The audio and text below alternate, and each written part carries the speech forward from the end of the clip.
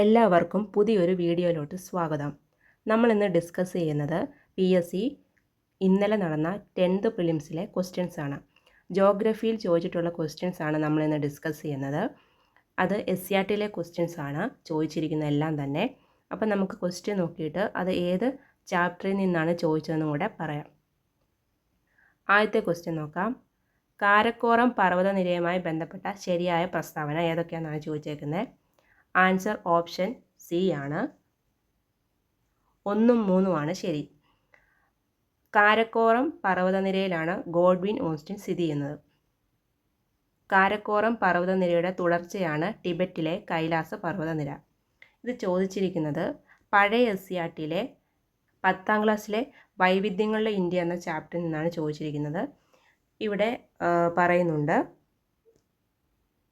Mount K2 അഥവാ Godwin Austin സ്ഥിതി ചെയ്യുന്നത് കാരക്കോറം നിരകളിലാണെന്ന് പറയുന്നുണ്ട്. അതുപോലെ തന്നെ ആദ്യത്തെ സ്റ്റേറ്റ്മെൻറ്റ് കാരക്കോറം പർവ്വതനിരയുടെ തുടർച്ചയാണ് ടിബറ്റിലെ കൈലാസ പർവ്വതനിര. ഇത് ടെക്സ്റ്റിൽ നിന്ന് ചോദിച്ച കോപ്പി പേസ്റ്റ് ക്വസ്റ്റ്യൻ ആണ്. ഇനി നമുക്ക് അടുത്ത ക്വസ്റ്റ്യൻ നോക്കാം.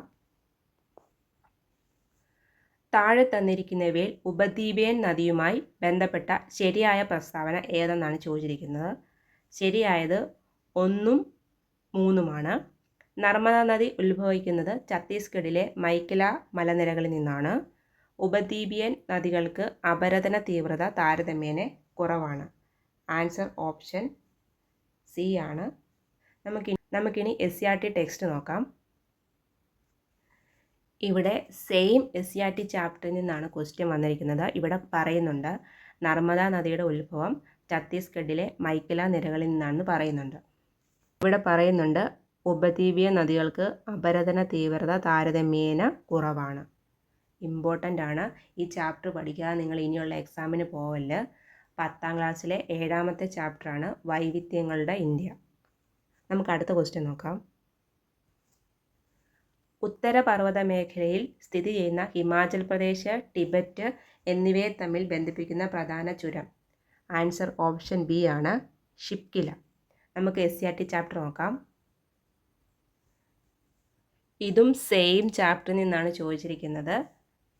ഇവിടെ പറയുന്നുണ്ട് ഷിപ്കില ചുരം ഹിമാചൽ പ്രദേശ്, ടിബറ്റിനെ തമ്മിലാണ് ബന്ധിപ്പിച്ചിരിക്കുന്നത്. ഹിമാചൽ പ്രദേശിനെയും ടിബറ്റിനെയും തമ്മിൽ ബന്ധിപ്പിക്കുന്ന ചുരമാണ്. ഇതും സെയിം ചാപ്റ്ററിലെ ക്വസ്റ്റ്യൻ ആണ്. നമുക്കിനി അടുത്ത ക്വസ്റ്റ്യൻ നോക്കാം.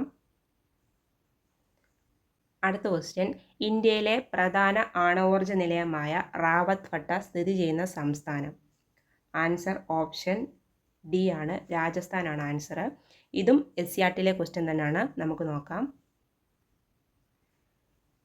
ഇവിടെ പറയുന്നുണ്ട് ഇന്ത്യയിലെ പ്രധാന ആണവോർജ്ജ നിലയങ്ങൾ ഏതാണെന്ന്.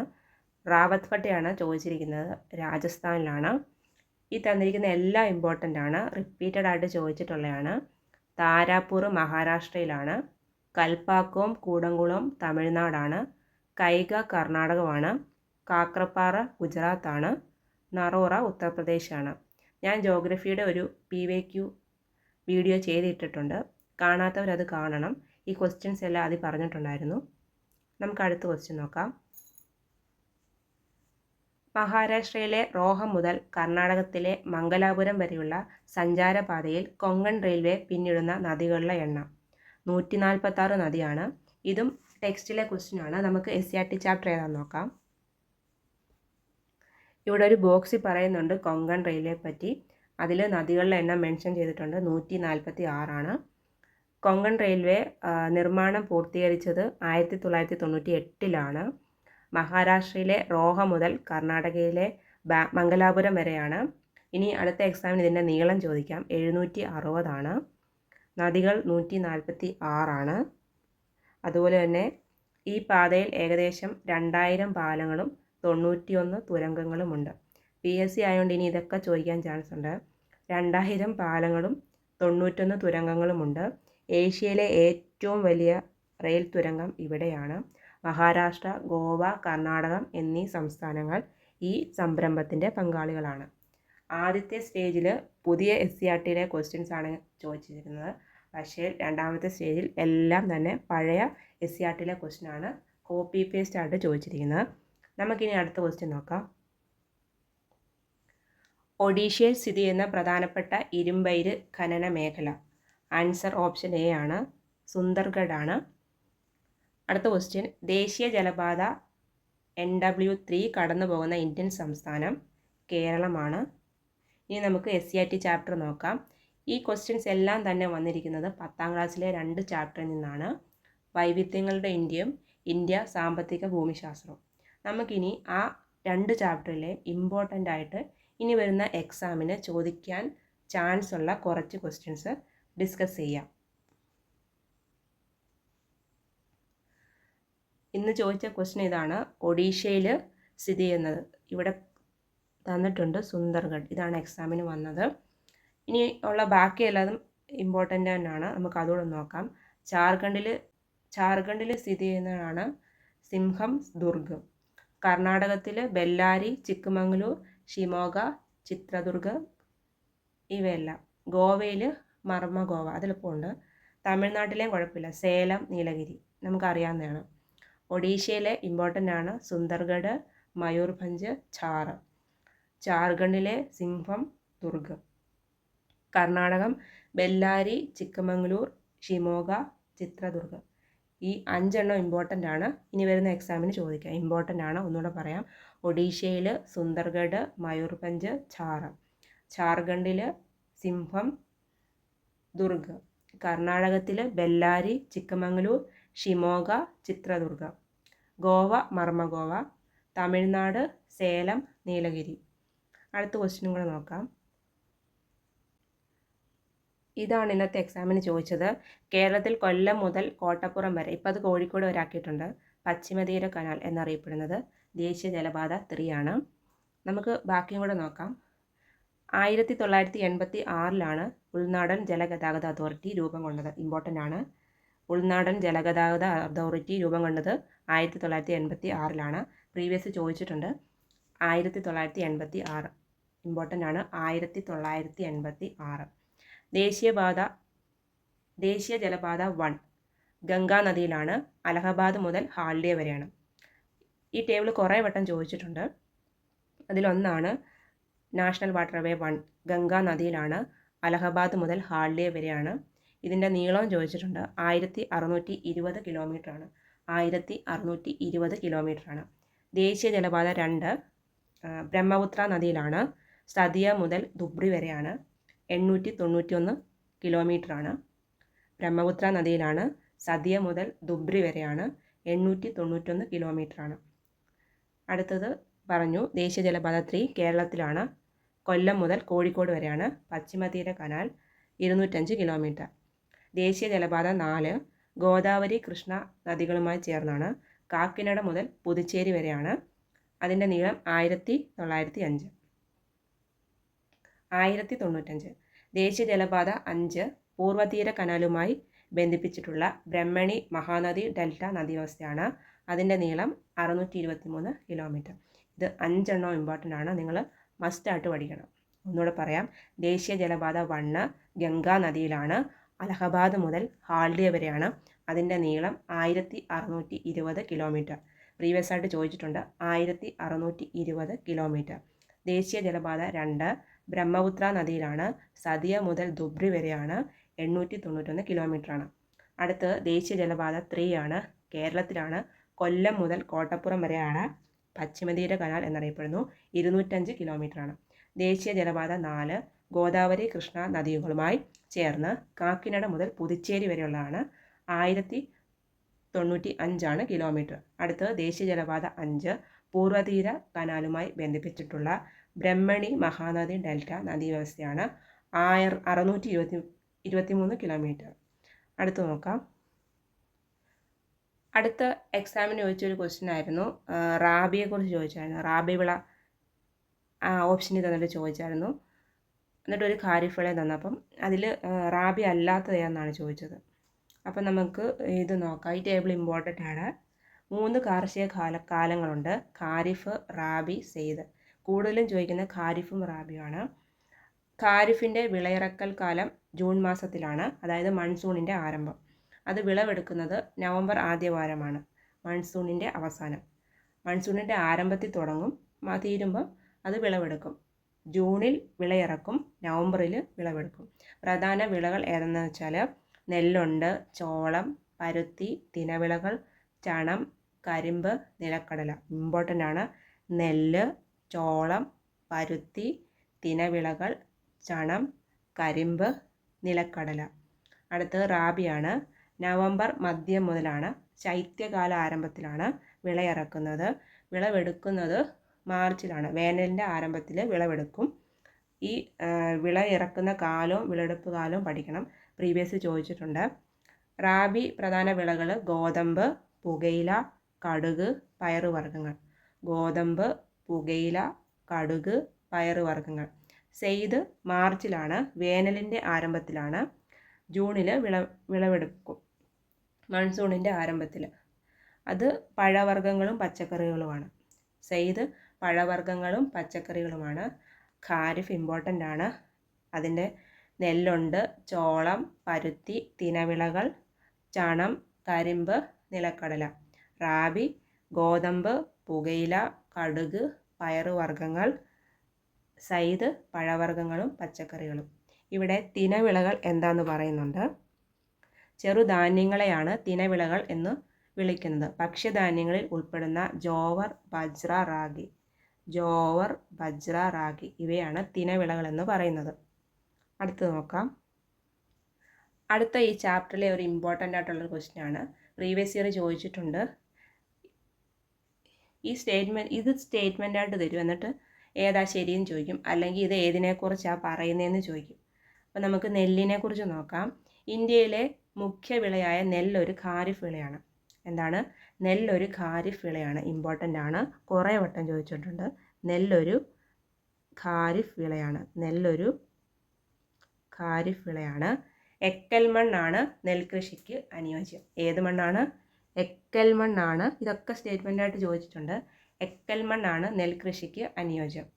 ഉയർന്ന താപനിലയും ധാരാളം മഴയും നെൽകൃഷിക്ക് ആവശ്യമാണ്. താപനില 24 ഡിഗ്രി സെൽഷ്യസിന് മുകളിൽ വേണം. മഴ 150 സെൻറ്റിമീറ്റർ. ഇമ്പോർട്ടൻ്റ് ആണ്.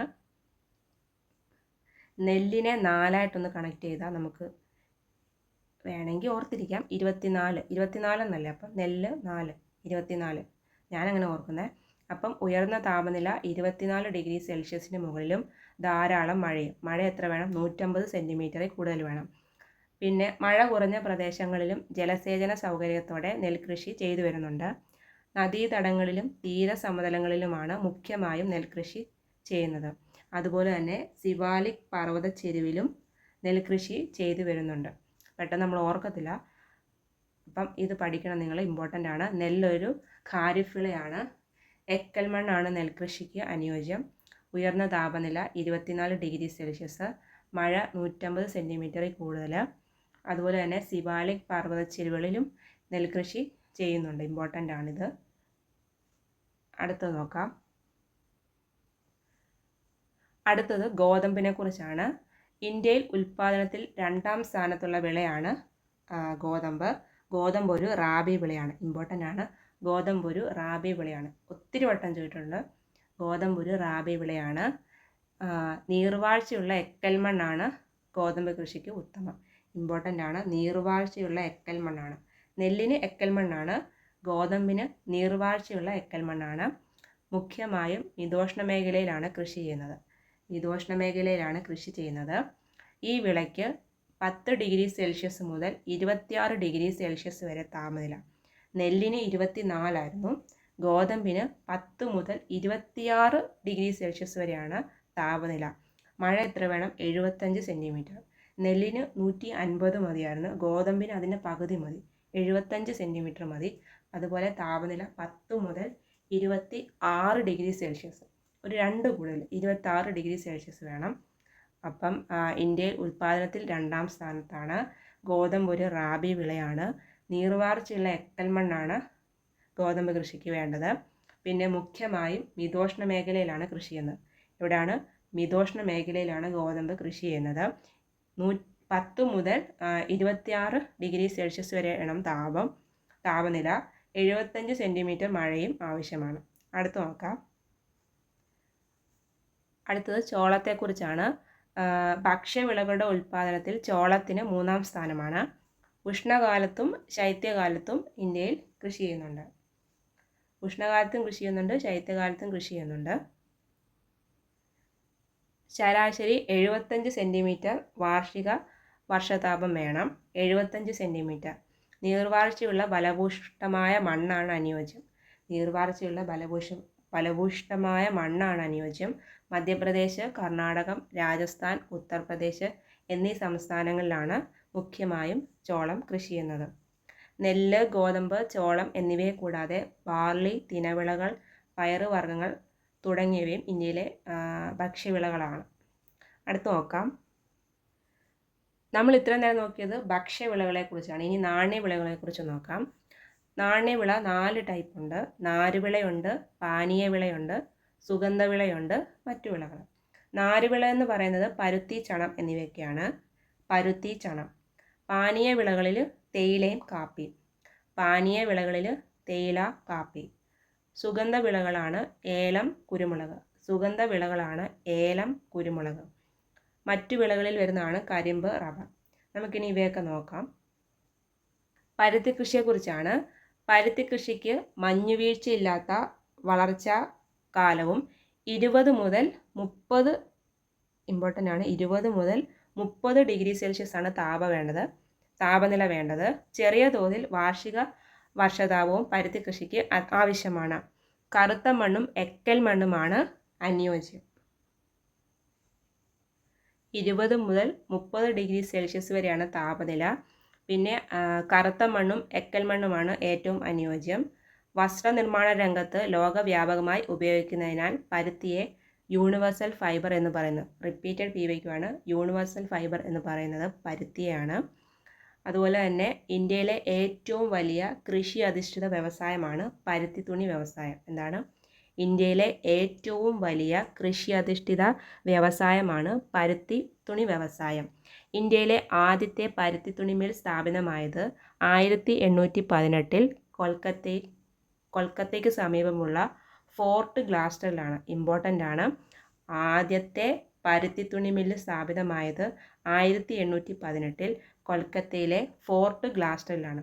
എന്നാൽ വൻതോതിൽ ഉൽപ്പാദനം ആരംഭിക്കുന്നത് 1854 മുംബൈയിലാണ്. ഇമ്പോർട്ടൻ്റ് ആണ്. ഇതെല്ലാം ഇമ്പോർട്ടൻ്റ് ആണ്. PYQ ആയിട്ട് ചോദിച്ചിട്ടുണ്ട്. ഇന്ത്യയിലെ ആദ്യത്തെ പരുത്തി തുണി മില്ല് സ്ഥാപിതമായത് 1818 കൊൽക്കത്തയ്ക്ക് സമീപമുള്ള ഫോർട്ട് ഗ്ലാസ്റ്ററിലാണ്. എന്നാൽ വൻതോതിൽ ഉൽപ്പാദനം ആരംഭിക്കുന്നത് 1854 മുംബൈയിലാണ്. അതുപോലെ തന്നെ ഇന്ത്യയിലെ ഏറ്റവും പ്രധാന പരുത്തി തുണി ഉൽപ്പാദന കേന്ദ്രം മുംബൈ ആയതിനാൽ മുംബൈയെ നമ്മൾ വിളിക്കുന്നത് കോട്ടണോപോളിസ് എന്നാണ്. റിപ്പീറ്റഡ് PYQ ആണ്. മുംബൈയെ വിളിക്കുന്നത് എന്താണ്? കോട്ടണോപോളിസ്. വൻതോതിൽ എവിടെയാണ് ആരംഭിച്ചത്? 1854 മുംബൈയിലാണ് വൻതോതിൽ ഉൽപ്പാദനം ആരംഭിക്കുന്നത്. ആദ്യത്തെ പരുത്തി തുണി മില്ല് സ്ഥാപിതമായത് 1818 കൊൽക്കത്തയ്ക്ക് സമീപമുള്ള ഫോർട്ട് ഗ്ലാസ്റ്ററിലാണ്. പരുത്തി തുണിയിൽ ഉൽപ്പാദനത്തിൽ കൂടുതൽ മുംബൈ ആയതിനാൽ മുംബൈയെ നമ്മൾ വിളിക്കുന്നത് കോട്ടണോപോളിസ് എന്നാണ്. അതുപോലെ തന്നെ മുംബൈ പ്രധാന പരുത്തി തുണി വ്യവസായ കേന്ദ്രമായി മാറാൻ ഉള്ള സാഹചര്യങ്ങൾ എന്താണെന്ന് ജസ്റ്റ് നോക്കാം. സമീപ പ്രദേശങ്ങളിൽ നിന്ന് അസംസ്കൃത വസ്തുക്കളുടെ സുഗമമായ ലഭ്യത. എന്താണ്? സമീപ പ്രദേശങ്ങളിൽ നിന്ന് അസംസ്കൃത വസ്തുക്കളുടെ സുഗമമായ ലഭ്യത, കുറഞ്ഞ നിരക്കിൽ ഊർജ്ജ ലഭ്യത, അതുപോലെ തന്നെ മുംബൈ തുറമുഖം കേന്ദ്രീകരിച്ചുള്ള കയറ്റുമതി സാധ്യതകൾ. ഇമ്പോർട്ടൻ്റ് ആണ്. വേണേൽ സ്റ്റേറ്റ്മെൻ്റ് ആയിട്ട് ചോദിക്കാം. സമീപ പ്രദേശങ്ങളിൽ നിന്ന് അസംസ്കൃത വസ്തുക്കളുടെ സുഗമമായ ലഭ്യത, കുറഞ്ഞ നിരക്കിൽ ഊർജ്ജ ലഭ്യത, അതുപോലെ തന്നെ മുംബൈ തുറമുഖം കേന്ദ്രീകരിച്ചുള്ള കയറ്റുമതി സാധ്യതകൾ. അടുത്ത ഇമ്പോർട്ടൻ്റ് ആണ് തേയില. ഏറ്റവും കൂടുതൽ തേയില ഉൽപ്പാദിപ്പിക്കുന്ന രാജ്യം ഇന്ത്യയാണ്. ആസാം, വെസ്റ്റ് ബംഗാൾ, കേരളം, തമിഴ്നാട് എന്നീ സംസ്ഥാനങ്ങളിലാണ് ഇന്ത്യയിൽ തേയിലത്തോട്ടമുള്ളത്. ഇമ്പോർട്ടൻ്റ് ആണ്. 200 മുതൽ 250 സെൻറ്റിമീറ്റർ വരെ വർഷതാപവും അതുപോലെ തന്നെ 20 ഡിഗ്രി സെൽഷ്യസ് മുതൽ 30 ഡിഗ്രി സെൽഷ്യസ് വരെ താപനിലയും വേണം. ഇമ്പോർട്ടൻ്റ് ആണ്. 200 മുതൽ 250 സെൻറ്റിമീറ്റർ മഴയും താപനില 25 തൊട്ട് 30 വരെ. ജൈവാംശമുള്ള ജലം വാർന്നു പോകുന്ന മണ്ണാണ് ഇതിന് അനുയോജ്യം. ഇമ്പോർട്ടൻ്റ് ആണ്. അടുത്ത കാപ്പിയാണ്. ഇതൊരു ഉഷ്ണമേഖലാ തോട്ടവിളയാണ്. കേരളം, തമിഴ്നാട് എന്നീ സംസ്ഥാനങ്ങളിലായി പശ്ചിമഘട്ട മലനിരകളിലാണ് കാപ്പിത്തോട്ടങ്ങൾ. അതുപോലെ തന്നെ അറബിക്ക ചോദിക്കും, ഇമ്പോർട്ടൻ്റ് ആണ് അറബിക്ക. അന്താരാഷ്ട്ര വിപണിയിൽ ഏറെക്കുറെ ആവശ്യക്കാരുള്ള അറബിക്ക എന്ന മുന്തിയനം കാപ്പിക്കുരുവാണ് ഇന്ത്യയിൽ മുഖ്യമായിട്ട് ഉപയോഗിക്കുന്ന മുന്തിയനം കാപ്പിക്കുരുവാണ് അറബിക്ക. പ്രീവിയസ് ചോദിച്ചിട്ടുണ്ട് അറബിക്ക ഏതിൻ്റെയാണ്? കാപ്പിയുടെയാണ്. ആകെ ഉൽപ്പാദനത്തിൽ 2/3 ഭാഗവും കർണാടകത്തിൽ നിന്നാണ്. കൂടുതൽ ഉൽപ്പാദിപ്പിക്കുന്ന കർണാടകത്തിൽ നിന്നാണ്. ഇമ്പോർട്ടൻ്റ് ആണ് കർണാടക. അടുത്തത് റബ്ബറാണ്. 25 ഡിഗ്രി സെൽഷ്യസിൽ കൂടിയ താപനിലയും 150 സെൻറ്റിമീറ്ററിന് മുകളിൽ മഴയുമാണ് റബ്ബറിന് അനുയോജ്യം. എന്താണ്? 25 ഡിഗ്രി സെൽഷ്യസ് കൂടിയ താപനിലയും അതുപോലെ 150 സെൻറ്റിമീറ്റർ മഴയും വേണം റബ്ബറിന്. കേരളമാണ് ഏറ്റവും കൂടുതൽ, ഇന്ത്യയിൽ ഏറ്റവും കൂടുതൽ റബ്ബർ ഉൽപ്പാദിപ്പിക്കുന്ന കേരളമാണ്. അതുപോലെ തന്നെ തമിഴ്നാട്ടിൻ്റെ ചില ഭാഗങ്ങളിലും ആൻഡമാൻ നിക്കോബാർ ദ്വീപുകളിലും ചെറിയ തോതിൽ റബ്ബർ കൃഷി ചെയ്തു വരുന്നുണ്ട്. ഇമ്പോർട്ടൻ്റ് ആണ്, ഇതെല്ലാം പഠിക്കണം. റിപ്പീറ്റഡ് ആയിട്ട് പ്രീവിയസ് ഇയർ ചോദിച്ചിട്ടുണ്ട്. അടുത്ത് ഇവിടെ റബ്ബറിനെ പറ്റി പറയുന്നുണ്ട്, ഇമ്പോർട്ടൻ്റ് ആണ്. റബ്ബറിൻ്റെ ജന്മദേശം എവിടെയാണെന്ന് ചോദിച്ചിട്ടുണ്ട്. ബ്രസീലാണ്. റബ്ബറിൻ്റെ ജന്മദേശം ബ്രസീലാണ്. 1875 ബ്രിട്ടീഷുകാരനായ സർ വില്യം ഹെൻറിയാണ് ഇന്ത്യയിലേക്ക് റബ്ബർ വിത്തുകൾ കൊണ്ടുവന്നത്. ആരാണ്? വില്യം ഹെൻറിയാണ്. മധ്യ തിരുവിതാംകൂറിലെ കുന്നിൻ ചെരുവുകളിൽ ആരംഭിച്ച റബ്ബർ കൃഷി മലബാറിലേക്കുണ്ടായ കുടിയേറ്റത്തിലൂടെ വടക്കൻ ജില്ലകളിലും വ്യാപിച്ചു. അപ്പോൾ ഇമ്പോർട്ടൻ്റ് ആയിട്ട് നോക്കേണ്ടത് റബ്ബറിൻ്റെ ജന്മദേശം ബ്രസീലാണ്. കൊണ്ടുവന്നത് വില്യം ഹെൻറിയാണ്. ഇമ്പോർട്ടൻ്റ് ആണ്. റബ്ബറിൻ്റെ ജന്മദേശം ബ്രസീലാണ്. റബ്ബർ വിത്ത് കൊണ്ടുവന്നത് വില്യം ഹെൻറിയാണ്. അടുത്ത നമുക്ക് ഈ ചാപ്റ്ററിലെ നോക്കാം. നമ്മൾ മുമ്പേ നോക്കിയത് ഇന്ത്യ സാമ്പത്തിക ഭൂമിശാസ്ത്രം എന്ന ചാപ്റ്ററാണ്. അതിലെ ഞാൻ എടുക്കാത്തത് ഓൾറെഡി വീഡിയോ ചെയ്തിട്ടുണ്ട്, കാണാത്തവർ അത് പോയി കാണാം. നമുക്കിത് നോക്കാം. ഇവിടെ ഒരു ദേവഭൂമിയിലൂടെ, ഇത് ആരെഴുതിയെന്ന് ചോദിച്ചിട്ടുണ്ട്. ദേവഭൂമിയിലൂടെ MK രാമചന്ദ്രനാണ്. ദേവഭൂമിയിലൂടെ എന്ന കൃതി ആരുടെയാണെന്ന് ചോദിക്കും. MK രാമചന്ദ്രൻ്റെയാണ്. അടുത്ത ഇമ്പോർട്ടൻ്റ് ആണ് ഇന്ത്യയുടെ സ്ഥാനം. ഇന്ത്യയുടെ അക്ഷാംശം 8 ഡിഗ്രി 4 വടക്ക് മുതൽ 37 ഡിഗ്രി 6 വടക്ക് വരെയാണ്. ഇന്ത്യയുടെ അക്ഷാംശം റിപ്പീറ്റഡ് PYQ ആണ്. 8 ഡിഗ്രി 4 വടക്ക് മുതൽ 37 ഡിഗ്രി വടക്ക് വരെയാണ്. രേഖാംശം 68 ഡിഗ്രി 7 കിഴക്ക് മുതൽ 97 ഡിഗ്രി 25 കിഴക്ക് വരെയാണ്. ഇമ്പോർട്ടൻ്റ് ആണ്. റിപ്പീറ്റഡ് PYQ ആണ്. 100+ ചോദിച്ചിട്ടുണ്ട്. അക്ഷാംശ സ്ഥാനം 8 ഡിഗ്രി 4 വടക്ക് മുതൽ 37 ഡിഗ്രി 6 വടക്ക് വരെയാണ്. രേഖാംശം 68 ഡിഗ്രി 7 കിഴക്ക് മുതൽ 97 ഡിഗ്രി 25 കിഴക്ക് വരെയാണ്. ഇമ്പോർട്ടൻ്റ് ആണ്, പഠിക്കണം. അതുപോലെ തന്നെ ഇന്ത്യൻ ഉപദ്വീപ് എന്താണെന്ന് പറയുന്നുണ്ട്. 3 വശങ്ങളും സമുദ്രത്താൽ ചുറ്റപ്പെട്ട ഭൂവിഭാഗമാണ് ഉപദ്വീപ്. ഇന്ത്യൻ ഉപഭൂഖണ്ഡത്തിൻ്റെ തെക്ക് ഭാഗം സമുദ്രത്താൽ ചുറ്റപ്പെട്ട് കാണപ്പെടുന്നതിനാൽ ഈ ഭാഗം ഇന്ത്യൻ ഉപദ്വീപ് എന്ന് അറിയപ്പെടുന്നു. ജസ്റ്റ് വായിച്ചു വെക്കുക. അടുത്ത് നോക്കാം. ഇത് എക്സാമിന് ചോദിച്ചതാണ്. ലോകത്തിൻ്റെ മേൽക്കൂര എന്നറിയപ്പെടുന്നത് പാമിർ പീഠഭൂമിയാണ്. ഇതാണ് പാമിർ പീഠഭൂമി. ലോകത്തിൻ്റെ മേൽക്കൂര എന്നറിയപ്പെടുന്ന പാമിർ പീഠഭൂമി ഇതാണ്. മധ്യ ഏഷ്യയിൽ സ്ഥിതി ചെയ്യുന്ന പാമിർ പീഠഭൂമി അറിയപ്പെടുന്നത് ഇങ്ങനെയാണ്. ഹിന്ദുക്കുഷ്. ലോകത്തിൻ്റെ മേൽക്കൂര എന്നറിയപ്പെടുന്നതാണ് പാമിർ പീഠഭൂമി. അതാണ് പറയുന്നത്. മധ്യ ഏഷ്യയിൽ സ്ഥിതി ചെയ്യുന്ന പാമിർ പീഠഭൂമി അറിയപ്പെടുന്നത് ഇങ്ങനെയാണ്. ഹിന്ദുക്കുഷ്, സുലൈമാൻ, ടിയാൻഷാൻ, കുൻലുൻ, കാരക്കോറം. പേരെല്ലാം ഓർക്കണം. ഹിന്ദുക്കുഷ്, സുലൈമാൻ, ടിയാൻഷാൻ, കുൻലുൻ, കാരക്കോറം മുതലായ പർവ്വത നിരകൾ പാമിർ പർവ്വതക്കെട്ടിൽ നിന്നാണ് വിഭിന്ന ദിശകളിലേക്ക് പിരിഞ്ഞു പോകുന്നത്. ഇതാണ് എക്സാമിന് ചോദിച്ചത്. കാരക്കോറം പർവ്വത നിരയുടെ തുടർച്ചയാണ് ടിബറ്റിലെ കൈലാസ പർവ്വത നിരകൾ. നമുക്ക് നോക്കാം. ഇതാണ് പാമിർ. ഇവിടെ നിന്നാണ് എല്ലാം ഉത്ഭവിക്കുന്നത്. ഹിന്ദുക്കുഷ്, കുൻലുൻ, കൈലാസനിര, സുലൈമാൻ എല്ലാം തന്നെ. അതാണ് ലോകത്തിൻ്റെ മേൽക്കൂര എന്ന് പാമിർ പീഠഭൂമിയെ പറയുന്നത്. ഇനി നമ്മൾ ഈ ചാപ്റ്ററിൽ പഠിക്കുന്ന ഉത്തരപർവ്വത മേഖലകളെക്കുറിച്ചാണ്. ഉത്തരപർവ്വത മേഖലയെ പറ്റിയാണ്. കാശ്മീരിന് വടക്ക് പടിഞ്ഞാറ് മുതൽ ഇന്ത്യയുടെ കിഴക്കൻ അതിർത്തി വരെ ഒരു വൻ മതിൽ പോലെ നിലകൊള്ളുന്ന പർവ്വതനിരയാണ് ഉത്തരപർവ്വത മേഖല. എന്താണ്? കാശ്മീരിന് വടക്ക് പടിഞ്ഞാറ് മുതൽ ഇന്ത്യയുടെ കിഴക്കൻ അതിർത്തി വരെ ഒരു വൻ മതിൽ പോലെ നിലകൊള്ളുന്നതാണ് ഉത്തരപർവ്വത മേഖല. ഉത്തരപർവ്വത മേഖലയെ നമുക്ക് 3 ആയിട്ട് ക്ലാസിഫൈ ചെയ്യാം. ട്രാൻസ് ഹിമാലയം, ഹിമാലയം, കിഴക്കൻ മലനിരകൾ. എന്താണ്? ട്രാൻസ് ഹിമാലയം, ഹിമാലയം, കിഴക്കൻ മലനിരകൾ. ഇതാണ് ഉത്തരപർവ്വത മേഖല. ഈ ഓറഞ്ച് ഷെയ്ഡിൽ കാണിച്ചേക്കുന്നതാണ് ഉത്തരപർവ്വത മേഖല. നമുക്ക് നോക്കാം എന്താന്ന്. ട്രാൻസ് ഹിമാലയത്തെ വീണ്ടും ക്ലാസിഫൈ ചെയ്തിട്ടുണ്ട്. കാരക്കോറം, ലഡാക്ക്, സസ്കർ. ട്രാൻസ് ഹിമാലയത്തിൻ്റെ സബ് ഡിവിഷനാണ് കാരക്കോറം, ലഡാക്ക്, സസ്കർ. ഈ ടേബിൾ ഇമ്പോർട്ടൻ്റ് ആണ്, പഠിക്കണം. ഹിമാലയത്തെ ഹിമാദ്രി, ഹിമാചൽ, സിവാലിക് എന്ന് തിരിച്ചിട്ടുണ്ട്. ഹിമാദ്രി, ഹിമാചൽ, സിവാലിക്. കിഴക്കൻ മലനിരകൾ വരുന്നതാണ് പത്കായിബും, നാഗാ കുന്നുകൾ, ഗാരോ ഖാസി, ജേന്തിയക്കുന്ന്, മീസോ കുന്ന്. ട്രാൻസ് ഹിമാലയത്തിൽ വരുന്നതാണ് കാരക്കോറം, ലഡാക്ക്, സസ്കർ. ഹിമാലയത്തിൻ്റെയാണ് ഹിമാദ്രി, ഹിമാചൽ, സിവാലിക്.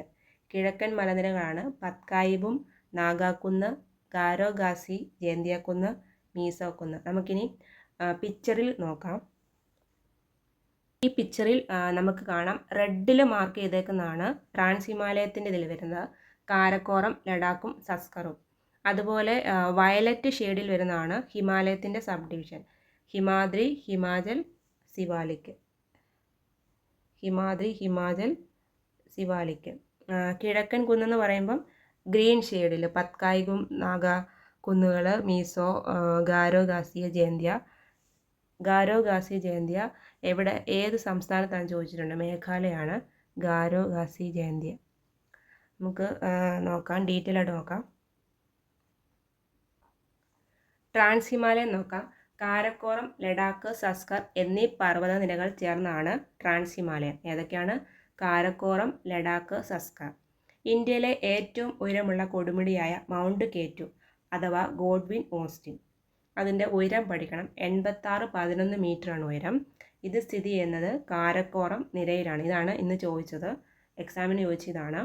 ട്രാൻസ് ഹിമാലയത്തിൻ്റെ ശരാശരി ഉയരം 6000 മീറ്ററാണ്. ട്രാൻസ് ഹിമാലയത്തിൽ വരുന്ന ഏതൊക്കെയാണ്? കാരക്കോറം, ലഡാക്ക്, സസ്കർ. ഇന്ത്യയിലെ ഏറ്റവും ഉയരം കൂടിയ കൊടുമുടിയാണ് മൗണ്ട് കേറ്റു അഥവാ ഗോഡ്വിൻ ഓസ്റ്റിൻ.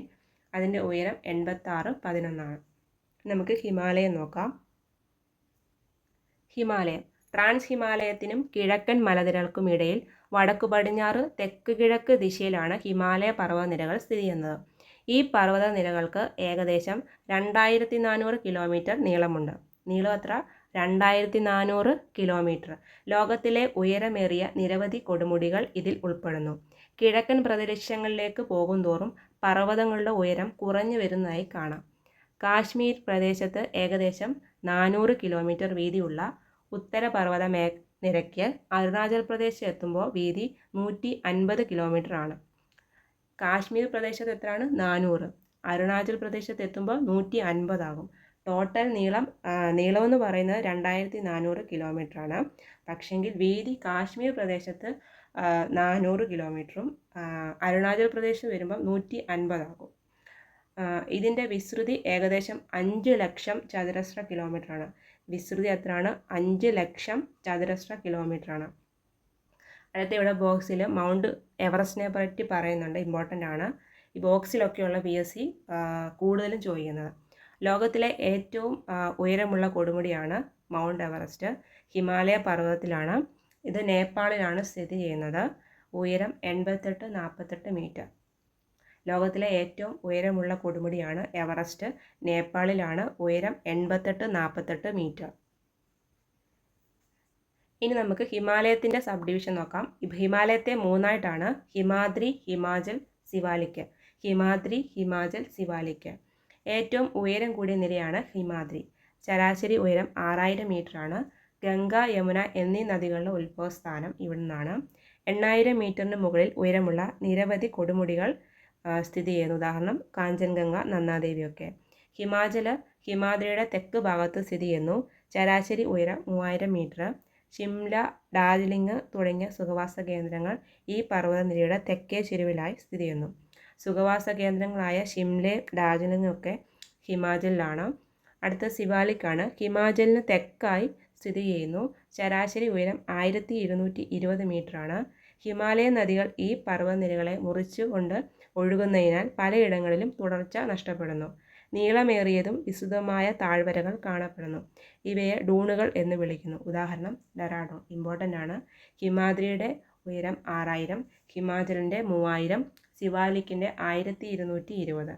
ഗംഗ, യമുന ഒക്കെ ഉത്ഭവിക്കുന്നത് ഹിമാദ്രിയിലാണ്. സുഖവാസ കേന്ദ്രങ്ങൾ ഹിമാചലിലാണ്. അതുപോലെ തന്നെ ഡൂൺസ് കാണപ്പെടുന്നത് സിവാലിക്കിലാണ്. അടുത്തത് PSC ഇമ്പോർട്ടൻ്റ് ആയിട്ട് ചോദിക്കുന്ന ചുരങ്ങളാണ്. ഈ നാലെണ്ണം തന്നെയാണ് റിപ്പീറ്റഡായി ചോദിക്കുന്നത്. ആദ്യത്തേത് ലിപ്പുലേക്കാണ്. ഉത്തരാഖണ്ഡിനെയും ടിബറ്റിനെയും തമ്മിലാണ് ലിപ്പുലേക്ക്. നമ്മൾ ഉത്തരം പറയുന്നത് ലിപ്പ് കൊണ്ടല്ലേ, അങ്ങനെ ഓർത്താൽ മതി. ലിപ്പുലേക്ക് ചുരം ഉത്തരാഖണ്ഡ്, ടിബറ്റ്. ഷിപ്കില ഹിമാചൽ പ്രദേശ്, ടിബറ്റ്.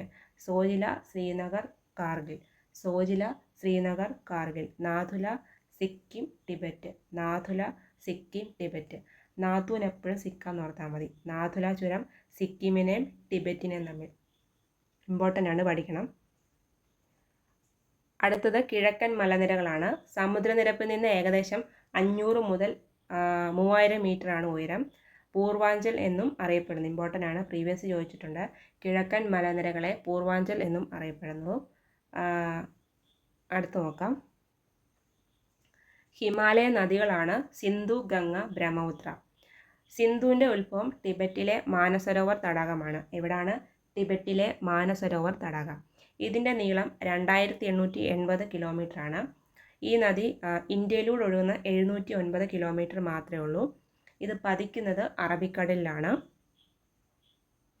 അതുപോലെ തന്നെ ഗംഗയുടെ ഉത്ഭവം ഗംഗോത്രി ഹിമാനിയിലെ ഗോയിമുഖാണ്. ഇതിൻ്റെ നീളം 2500 അതുപോലെ തന്നെ എത്തിച്ചേരുന്ന സമുദ്രം ബംഗാൾ ഉൾക്കടലാണ്. ബ്രഹ്മപുത്രയുടെ ഉത്ഭവം ടിബറ്റിലെ ചെമയുങ്തും ഹിമാനിയാണ്. നീളം ഏകദേശം 2900 കിലോമീറ്ററാണ്. ഇന്ത്യയിലെ നീളം ഒഴുകുന്നത് 725 ബംഗാൾ ഉൾക്കടലിൽ പതിക്കുന്നു. ഇത് പുതിയ SCERTയിൽ കുറച്ച് ഡീറ്റെയിൽ ആയിട്ട് പറയുന്നുണ്ട്. അത് നമുക്ക് അടുത്ത വീഡിയോയിൽ ചെയ്യാം. അപ്പം ഹിമാലയ നദികളാണ് സിന്ധു, ഗംഗ, ബ്രഹ്മപുത്ര. സിന്ധുവിൻ്റെ ഉത്ഭവം ടിബറ്റിലെ മാനസരോവർ തടാകം. സിന്ധു മാത്രമേ അറബിക്കടലിൽ പതിക്കുന്നുള്ളൂ. ഗംഗയും ബ്രഹ്മപുത്രയും ബംഗാൾ ഉൾക്കടലിലാണ്. ഗംഗയുടെ ഉത്ഭവം ഗംഗോത്രി ഹിമാനിയിലെ ഗോയിമുഖാണ്.